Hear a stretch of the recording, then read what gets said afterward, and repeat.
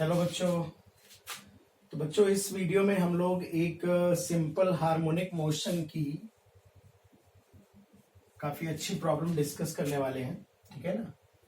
तो क्या है ये प्रॉब्लम बच्चों, मैं एक्सप्लेन कर देता हूं। तो यहाँ पर बच्चों एक मासलेस स्प्रिंग है, आइडियल स्प्रिंग है, एक प्लैंक से कनेक्टेड है, स्मॉल एम मास का प्लैंक, और इसकी लेंथ सफिशियंट है, काफी लेंथ। ये एक सिलेंडर है, सॉलिड सिलेंडर है। सॉलिड सिलेंडर का जो मास है वो कैपिटल एम है, आर रेडियस है। इस सिलेंडर के ऊपर ये प्लैंक रखा हुआ है और ये रफ सरफेस है। हमने क्या किया बच्चों, इस सिलेंडर को थोड़ा सा मूव करा के छोड़ दिया, ये स्प्रिंग थोड़ा सा एलोंगेट हो गया। तो ये सिलेंडर इस तरह से सिलेंडर के कांटेक्ट में प्लैंक है, प्लैंक इस तरह से मोशन करेगा। अब प्रॉब्लम में हमें गिवन है कि ये जो सिलेंडर है ये प्योर रोलिंग कर रहा है, ना तो यहां पर प्लैंक और सिलेंडर के बीच में कोई स्लिपिंग हो रही है और ना ही ग्राउंड पे कोई स्लिपिंग हो रही है। ठीक है। तो हमको बताना है कि what is time period of this motion, motion का टाइम पीरियड क्या होगा। ठीक है ना। तो जनरली बच्चों ऐसे कुछ क्वेश्चंस जिनमें रोलिंग इन्वॉल्व है, तो आप जानते हो अगर रोलिंग इन्वॉल्व है तो यहाँ पर हमारे वेरिएबल्स थोड़े ज्यादा होते हैं।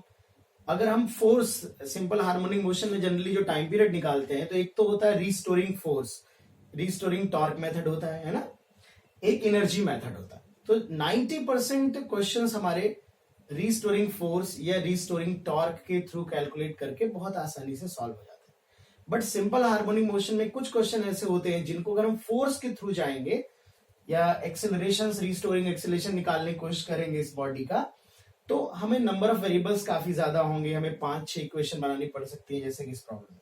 तो जनरली ऐसे क्वेश्चंस में एनर्जी मेथड जो होता है वो बेस्ट होता है। तो हम लोग इस प्रॉब्लम को एनर्जी मेथड से डिस्कस करने वाले। अब एनर्जी मेथड में हम लोग क्या करते हैं, तो आई होप आप सबको याद होगा, आपने पढ़ रखा होगा, या नहीं पढ़ रखा है तो समझ लो। एनर्जी मेथड में हम लोग क्या करते हैं कि कोई भी सिस्टम जो सिंपल हार्मोनिक मोशन कर रहा है उसकी कोई भी एक जनरल स्टेट पे सिस्टम को कंसीडर करते हैं। एक मीन पोजीशन और एक्सट्रीम पोजीशन के बीच में किसी भी इंटरमीडिएट स्टेट पे सिस्टम को कंसीडर करते हैं, मोशन कंसीडर करते हैं, और उस इंटरमीडिएट स्टेट पे हम उसकी टोटल एनर्जी कैलकुलेट करते हैं। अब आप सब लोग जानते हो कि सिंपल हार्मोनिक मोशन में टोटल एनर्जी बच्चों कांस्टेंट होती है। तो अगर मैं ये टाइम के साथ चेंज नहीं होती, इसका हम टाइम के रिस्पेक्ट में डिफरेंशिएशन 0 करते हैं और फिर कुछ बेसिक कॉन्सेप्ट यूज करके हम सिंपल हार्मोनिक मोशन की इक्वेशन तक पहुंचते हैं। जैसे अगर हम रीस्टोरिंग एक्सेलरेशन निकाल रहे हैं तो A equal to minus omega square x, where x is the displacement from mean position, है ना। या अगर हम नेट फोर्स कैलकुलेट कर रहे हैं तो F इक्वल टू माइनस के एक्स, इस टाइप का होता है, आप जानते हो सभी लोग इस सिस्टम में। तो फर्स्ट ऑफ ऑल हम इस सिस्टम को एक इंटरमीडिएट स्टेट पे एज्यूम करेंगे, then we will write the total energy. तो चलिए इस पर्टिकुलर केस को देख लेते हैं।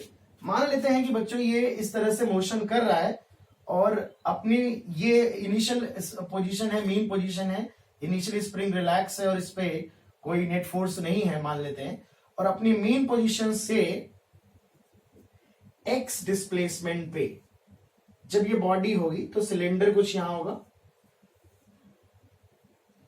इसके ऊपर प्लैंक रखा हुआ, ये मैं मिटा दे रहा हूं यहां पे बच्चों। तो ये कुछ इस तरह से सिलेंडर यहां पे होगा और प्लैंक होगा। ठीक है, स्प्रिंग अटैच्ड होगा और इस स्प्रिंग का जो एलोंगेशन हो जाएगा वो एक्स हो जाएगा। लेट अस सपोज कि इस प्लैंक की जो वेलोसिटी है वो v है और इस ये सिलेंडर जो है ये प्योर रोलिंग कर रहा है बेटा, as it is given in the problem कि ये सिलेंडर जो है वो ग्राउंड पे प्योर रोलिंग कर रहा है, there is no slipping at any contact surface. तो इसकी वेलोसिटी में मान लेता हूं, suppose it is v not and this is omega not. ठीक है ना, v नॉट ओमेगा नॉट मान ले रहा हूं। सिलेंडर की जो वेलोसिटी है वो सेंटर ऑफ मास की वो v नॉट है और ये ओमेगा नॉट है, और जो इस प्लैंक की वेलोसिटी है वो v है।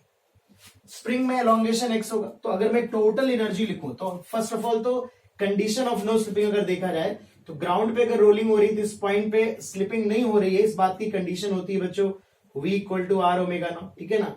और इस पॉइंट पे अगर हम देखें तो जो सिलेंडर के इस पॉइंट की वेलोसिटी होगी it is v not plus r omega not. ठीक है ना, v नॉट इस डायरेक्शन में होगी और relative to center mass r omega not. तो इस पॉइंट की वेलोसिटी अगर स्लिप नहीं कर रहा है तो प्लैंक के बराबर होनी चाहिए।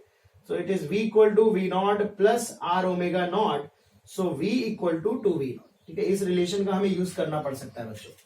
तो first of all write down total energy. मैं यहां से शुरू करता हूं। तो टोटल एनर्जी में सबसे पहले मैं पोटेंशियल, ग्रेविटेशनल पोटेंशियल एनर्जी की अगर हम बात करें तो दोनों के मोशन के दौरान दोनों के सेंटर ऑफ मास के लेवल में कोई चेंज नहीं आ रहा, तो इनकी जो पोटेंशियल एनर्जी है वो चेंज नहीं होगी। जनरली ऐसे क्वेश्चन में जो पोटेंशियल एनर्जी चेंज नहीं हो रही, तो आप चाहो तो इसे अवॉइड कर सकते हो, उसे मत लिखो। लिख भी दोगे तो कांस्टेंट टर्म है, डिफरेंशिएशन में 0 हो जाएगा, तो मैं नहीं लिख रहा हूं। तो स्प्रिंग की पोटेंशियल एनर्जी होगी हाफ के एक्स स्क्वायर, इस प्लैंक की काइनेटिक एनर्जी है half small m we square, और इस बॉडी की काइनेटिक एनर्जी होगी सॉलिड सिलेंडर की। तो अगर मैं सॉलिड सिलेंडर की काइनेटिक एनर्जी देखूंगा, रोलिंग काइनेटिक एनर्जी, तो इट इज हाफ एम, यही मैं लिख लेता हूं बच्चों, half m v not square plus half I center of mass omega not square. ठीक है ना, this is the total kinetic energy. Rolling में हम ट्रांसलेशनल और रोटेशनल काइनेटिक एनर्जी लिख सकते हैं।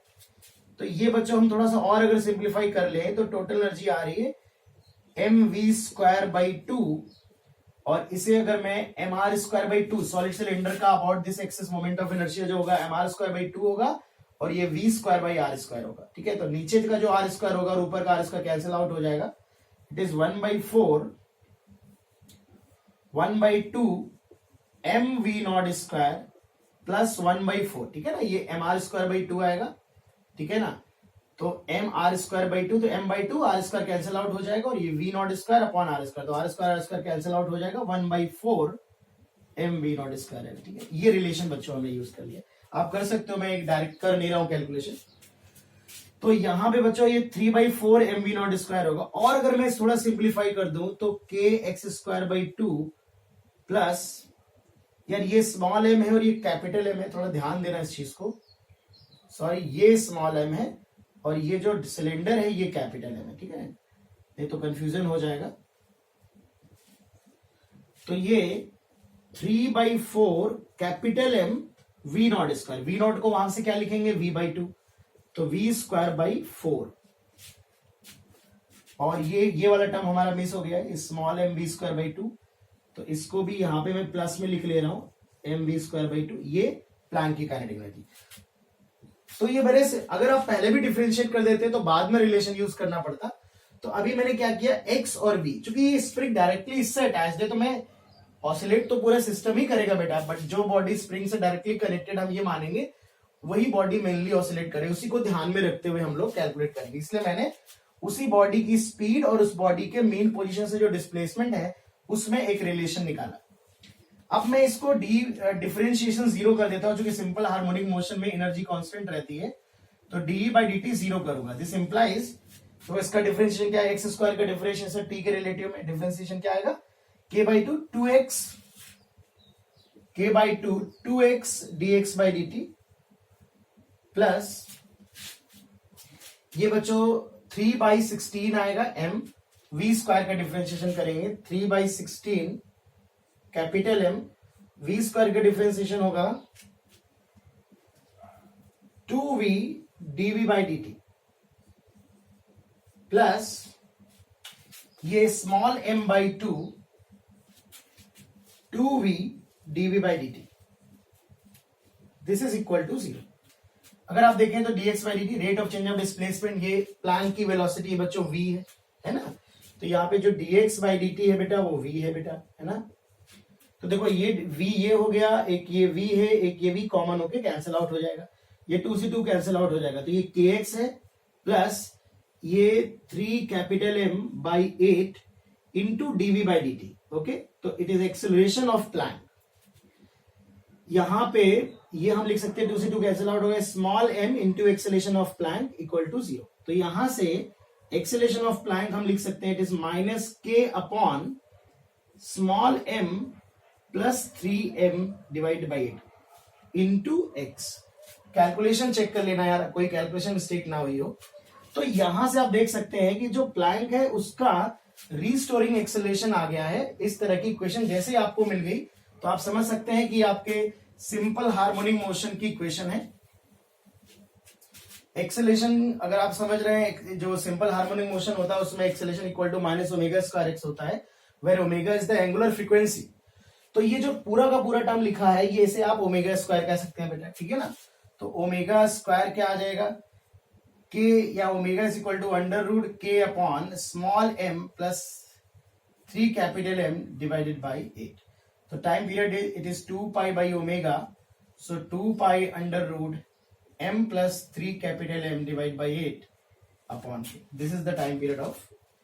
तो बच्चों एक अच्छा क्वेश्चन है, इस क्वेश्चन से जो मेंस और एडवांस दोनों में बन सकता है क्वेश्चन, और भी फर्दर क्वेश्चन बन सकते हैं। जैसे आपने अभी तो सिर्फ टाइम पीरियड कैलकुलेट किया, टाइम पीरियड के अलावा अगर टाइम पीरियड आ गया है, हमारे पास ओमेगा आ गया है, हमको कोऑर्डिनेट्स वगैरह दे सकता है, टाइम के रिस्पेक्ट में डिस्प्लेसमेंट लिखवा सकता है, टाइम के रिस्पेक्ट में एनर्जी लिखवा सकता है, काइनेटिक एनर्जी, एंगुलर मोमेंटम, कुछ भी। क्योंकि अब अगर आपके पास ओमेगा है तो अब आप सिंपल हार्मोनिक मोशन की इक्वेशन लिख सकते हो, x equal to A sine omega T plus 5।